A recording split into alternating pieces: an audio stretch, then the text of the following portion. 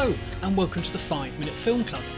And this week we are in 1920s China for Raise the Red Lantern. And I'm going to spoil the review for you right now by saying I absolutely loved it. And if you haven't watched it already, what are you waiting for?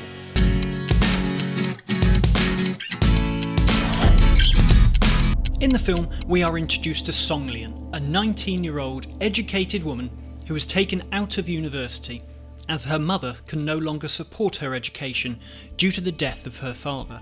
Instead, and against her will, she will have to marry into the wealthy Chen family. Marry?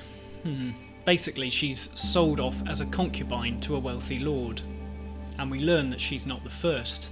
There are 3 other concubines, or mistresses, already in service to the master. We follow Song Lian into this world and stay with her as the jealousies between the mistresses start to mount. Who is really in control here? Is it the master, who incidentally we don't ever get a proper look at during the film? Or is it in fact the mistresses themselves? Song Lian wages war and plays dirty tricks against the other mistresses in order to try and secure herself at the top of the list of wives. Those wives we are introduced to through Song Lian. She sees the first wife as being ancient, the second one seems all nice to start with, the third is the difficult one, the artistic one, the opera singer, and Song Lian, the fourth, is young and smart. They are vicious to each other and do everything within their power to bring each other down, or maybe even get them sent to the death house, a location that is seen early on in the film, a place where wives who break the rules go to but never return. They are penned in together with little contact to the outside world. Their personal servants dote on their every need, but only ever convincingly when their wife is the one in the master's favour. From the start, what initially hits you about the film is just how beautifully it's shot. Everything within it is highly considered and matches the changes in time and character. The use of red lights in films is normally a signifier of brothels, sex workers, but also of danger and rage. The use of red lanterns in this film are also about purpose.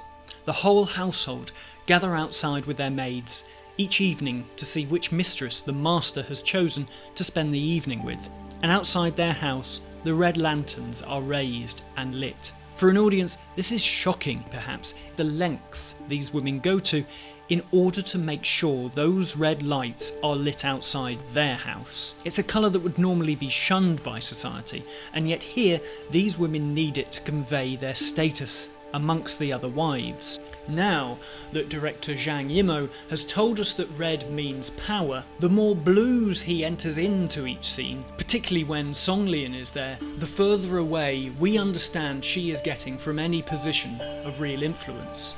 I think it's a great piece of visual storytelling.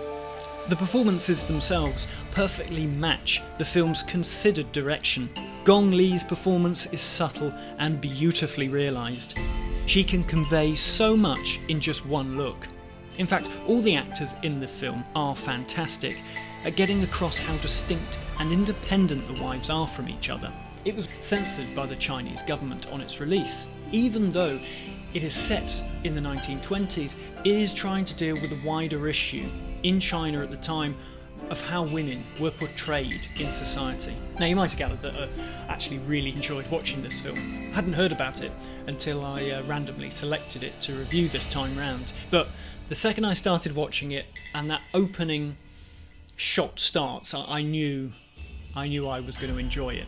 It starts with a single take close-up of Song Lian's face as her mother, off screen, tells her that she's got to leave university and go off and live with this wealthy lord, and it's completely heartbreaking, and it perfectly sets up the story that this film is going to tell. I just thought it was wonderful. I think more people should watch it. Please watch it, links are down below. Next week I'm dealing with The Godfather. Not a difficult film to review at all, really. I mean, nobody's heard of it, so anyway, I'll leave that thought with you and tell you please to come back next Friday for my review of The Godfather. Thank you very much, and goodbye.